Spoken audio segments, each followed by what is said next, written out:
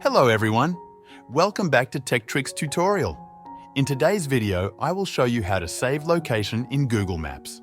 First, open Google Maps on your phone. This is useful if you're planning a trip or want to save locations as a group.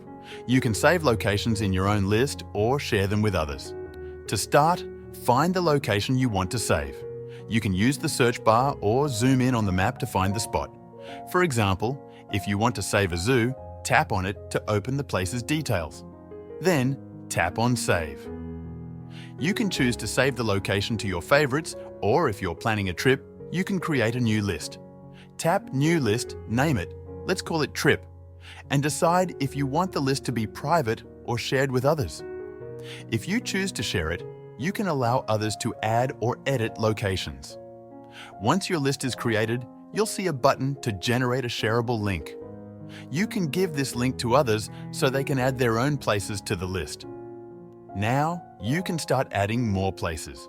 For example, if you want to add the gymnasium, just tap Save and add it to your trip list.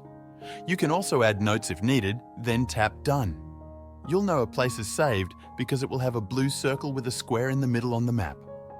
To find your saved places later, open Google Maps, tap Saved, then More. You'll see your trip list with all the places you've added, like the zoo and my stadium. I hope you found this video helpful.